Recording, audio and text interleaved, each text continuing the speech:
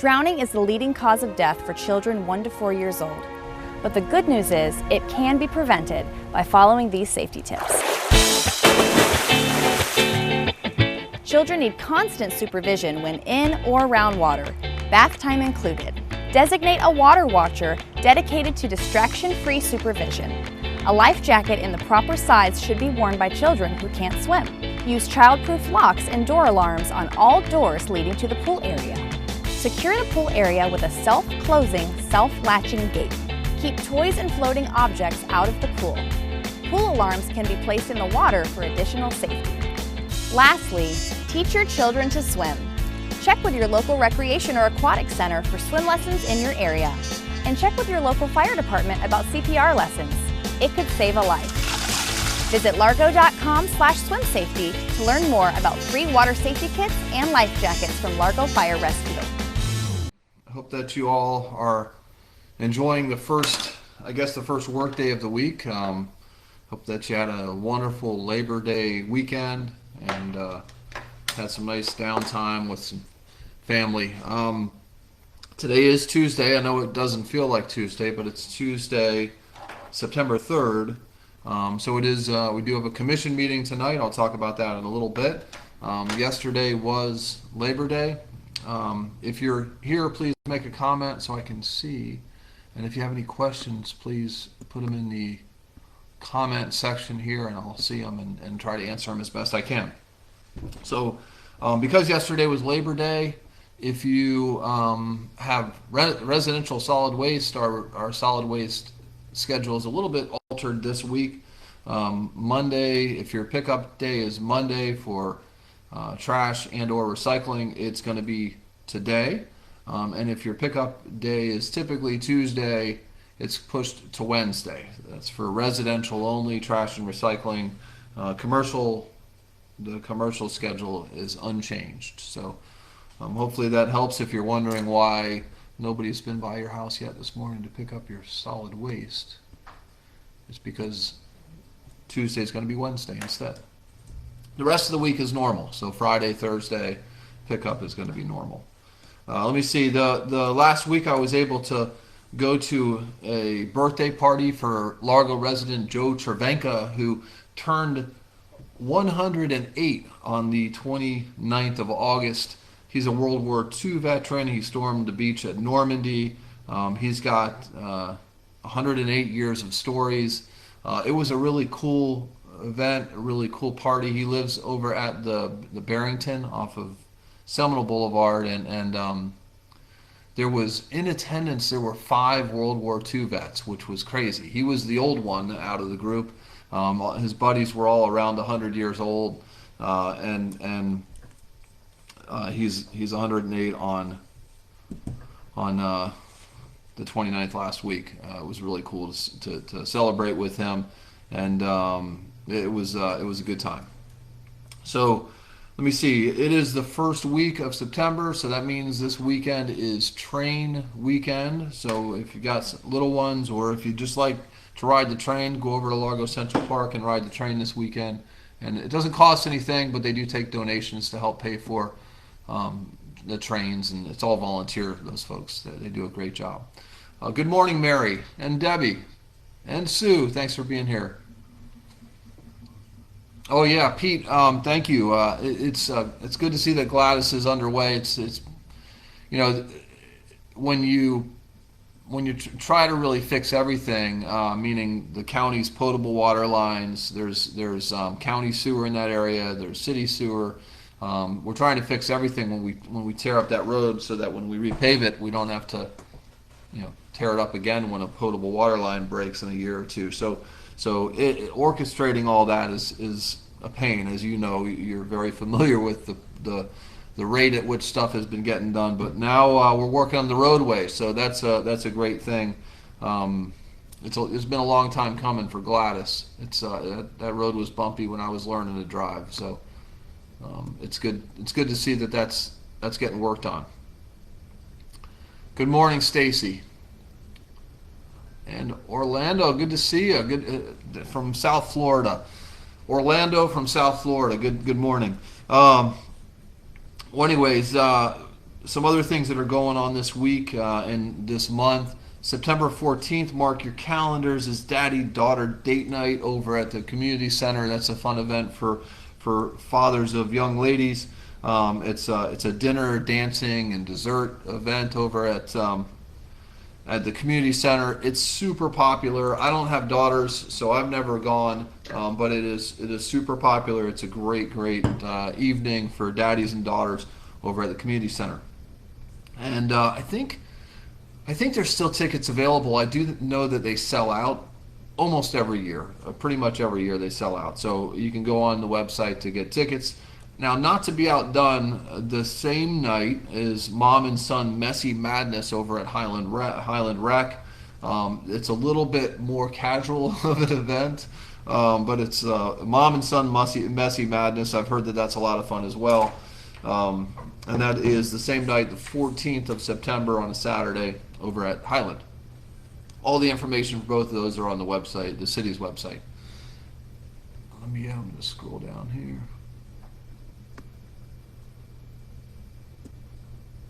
Good morning, Marcia. Marcia's asking about Martin Street. As you know, Marcia, there's limited stormwater, not on Martin, I don't think, and it's an issue when it rains a lot, and it's much improved over near, what's that road that I'm thinking of? Near Adrian. When they did this county did stormwater over there and it improved the situation quite a bit. But there is still some challenges when it rains a bunch, which has happened around the city, unfortunately, this past month. Let me see, the 20th. Oh, the 20th of this month is the concerts in the Breezeway over at the golf course. That's a little outside concert at the golf course in the Breezeway. It starts at 6 o'clock. I think that's a Friday night. Normally they're Friday nights. And then September 24th, which is the fourth Tuesday of this month, so 3 weeks from today, is our candidate forum. It's put on by the Chamber of Commerce. It's for the candidate for City Commission in November. It should be good.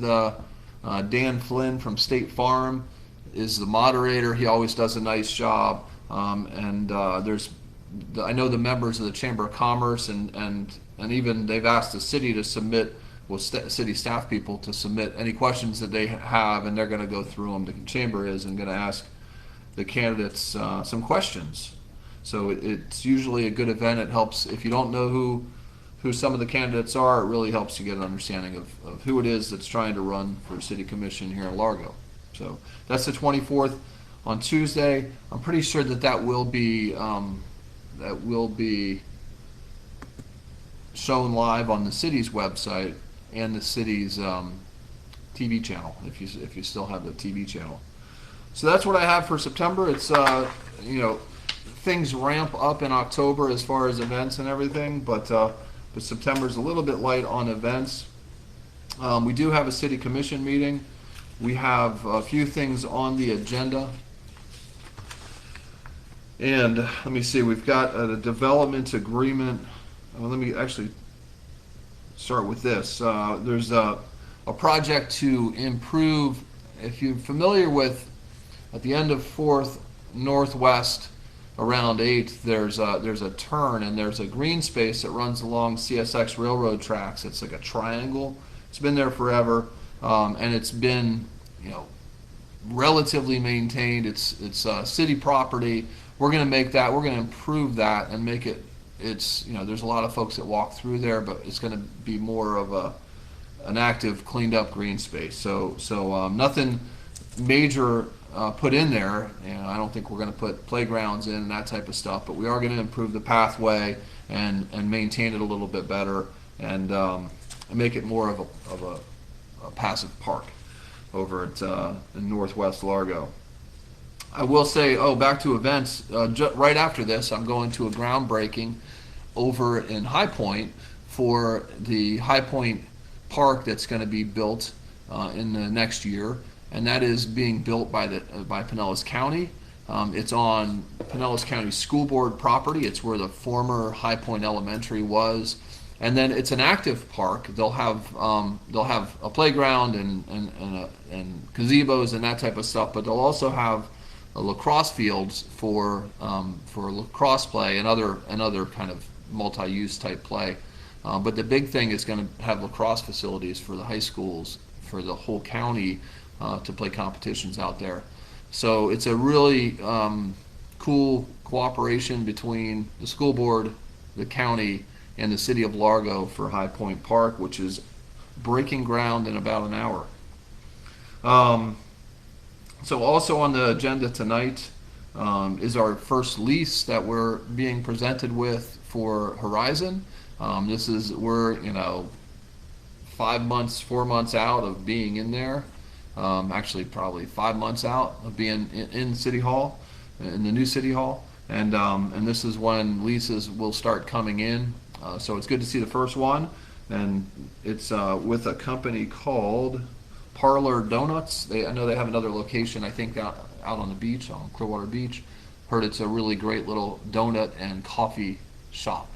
Good morning, Tim, and you're welcome. Thank you for being here. Man, I got something in my eye this morning. It's like it's killing me. So if it looks like my right eye is crying, it's just I got something in there.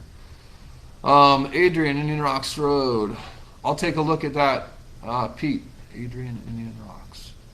I think I know where I know the corner, but I'll have somebody take a look at that. That's overgrowth. We'll work on it. Let me write that down.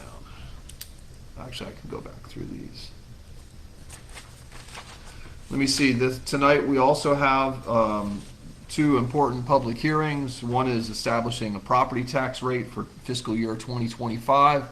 The property tax rate that the budget is based on, as well as what was approved on first reading, which was, this is for first reading, which was approved, I hate to say approved, it was discussed keeping the tax rate exactly the same. That's what we expect to see tonight.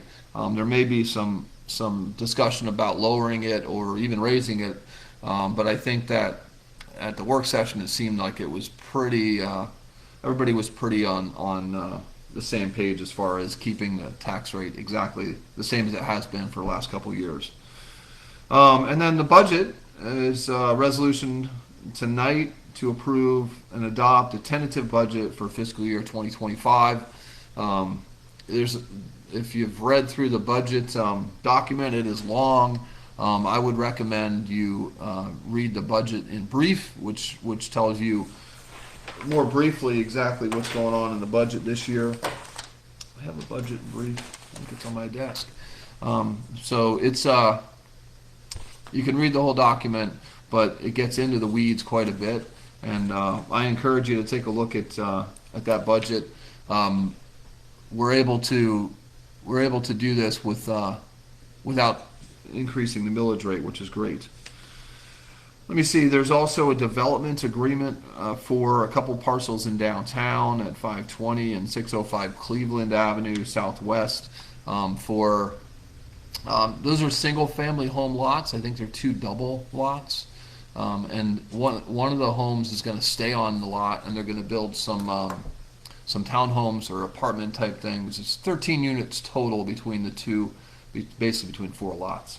So I think it's going to be some really nice infill housing.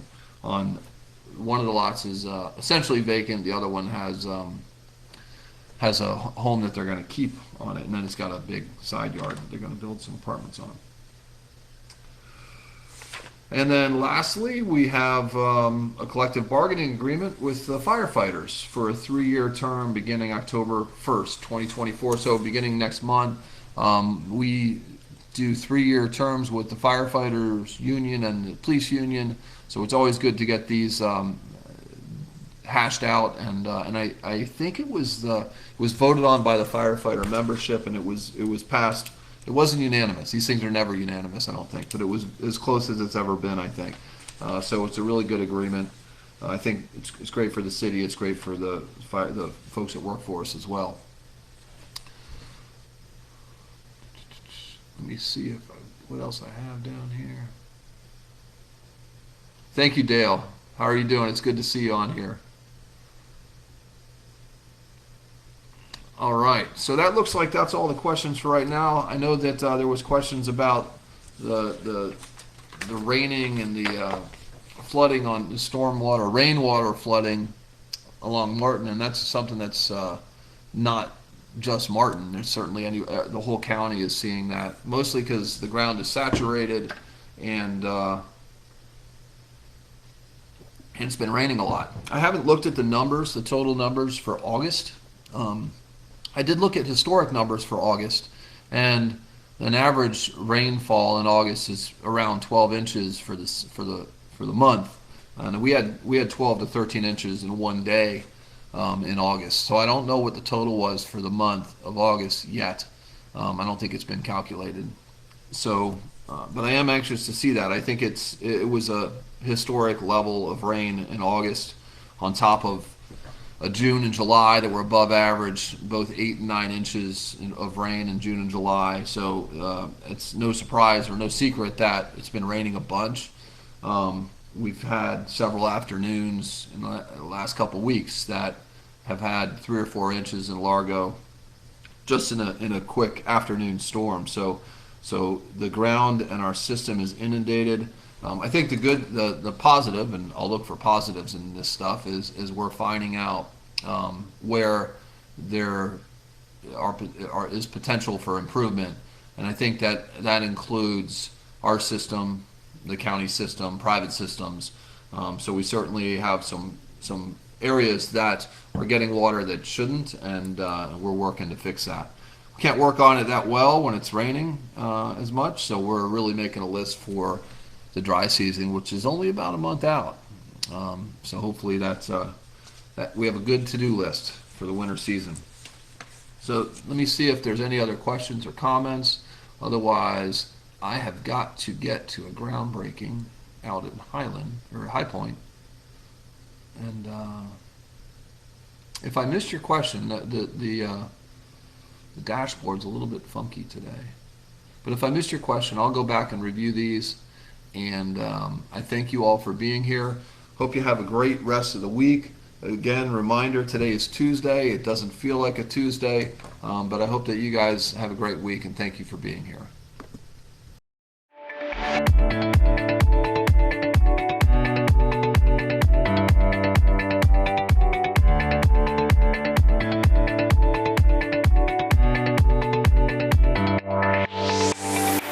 Hey there, I'm Eileen, and I'm excited to share with you what's happening in the city of Largo, where we're working every day to be the community of choice in Tampa Bay.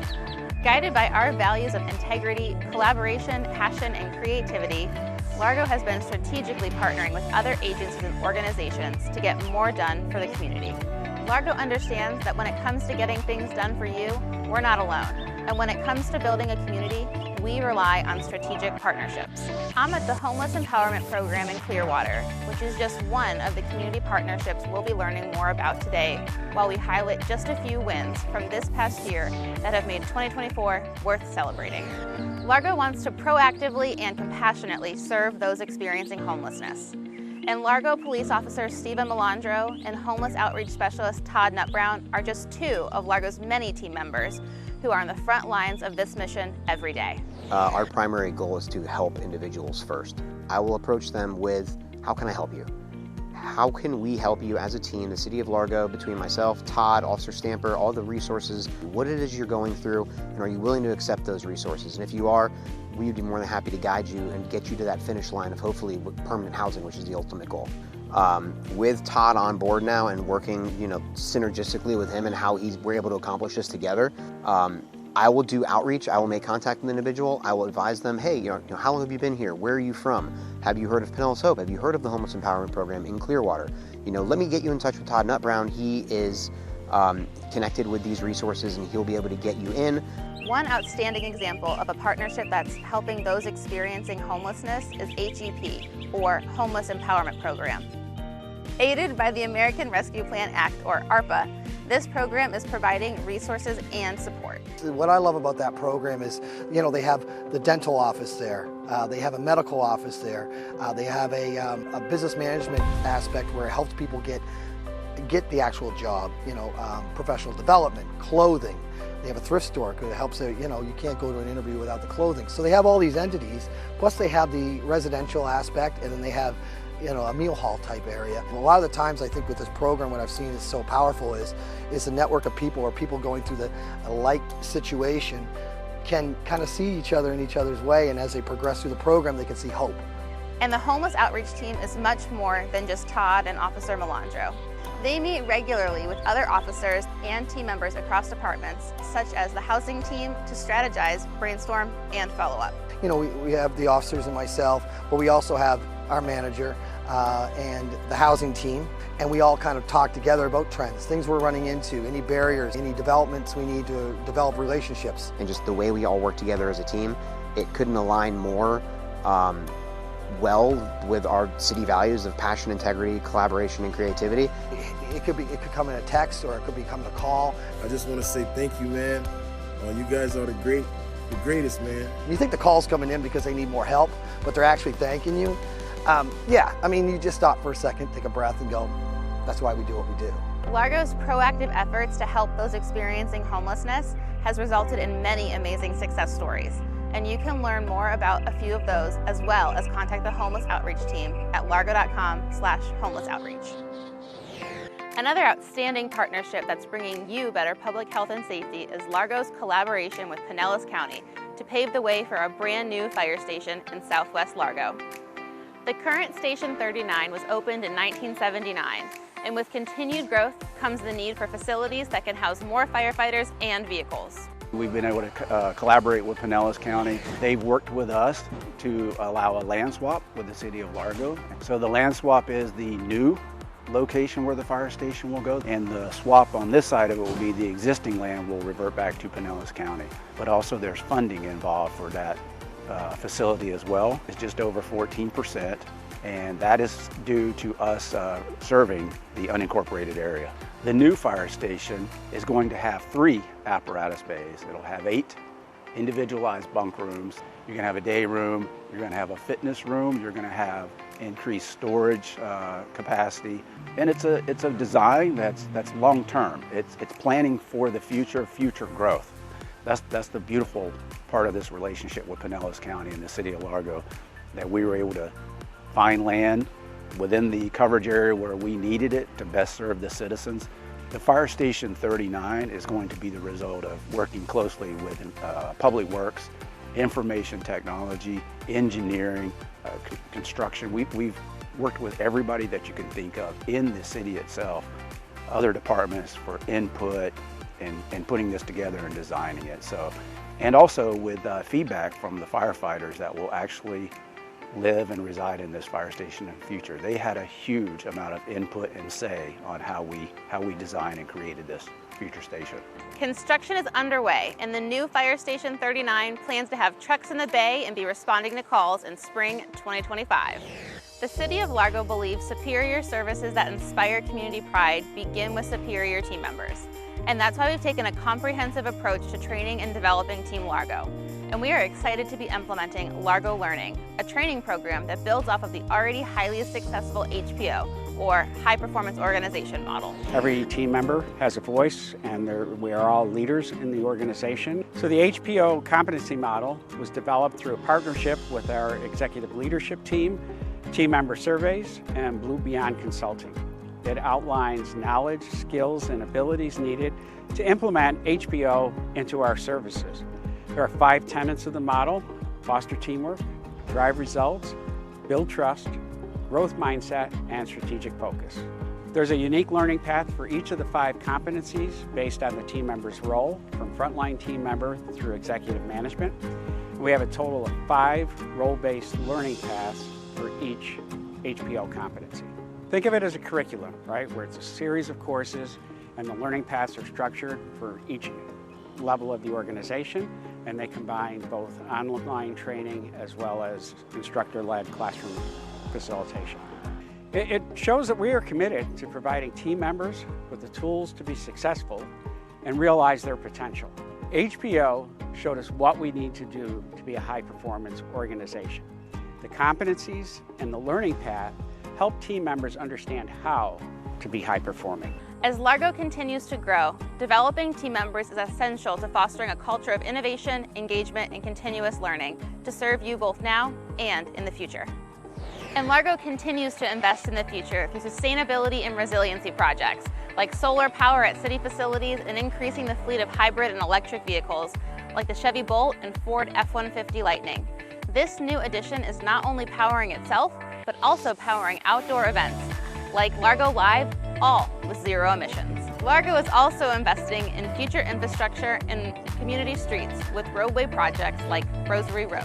And if you haven't been to downtown Largo lately, then you may have missed out on seeing private developments take shape, like the Skyview townhomes near the corner of West Bay Drive and Clearwater Largo Road. And we like to think the best is yet to come, and we want you to get involved and stay connected to the future of Largo's budget priorities and more by visiting largo.com/budget.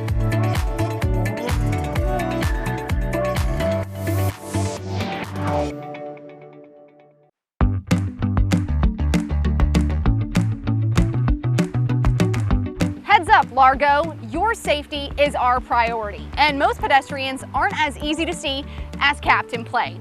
Did you know Largo Fire Rescue responds to hundreds of vehicle versus pedestrian or bicyclist collisions each year? So when you're driving, be on the lookout for pedestrians and bicyclists. And when you see a flashing pedestrian beacon, be ready to stop. If you're a pedestrian or bicyclist, please always use the crosswalk when crossing a road. If you are at a crosswalk with a flashing beacon, push the button as soon as you arrive to tell drivers you want to cross. Once traffic has completely stopped, it's safe to cross. Captain Play, will you show us the way? The City of Largo wants you to stay safe. So remember, heads up, Largo, whether you're a motorist, pedestrian, or bicyclist. Don't let distractions limit your visibility, because wherever you're going, the goal is to arrive safely. Thanks, Captain Play, for showing us the way.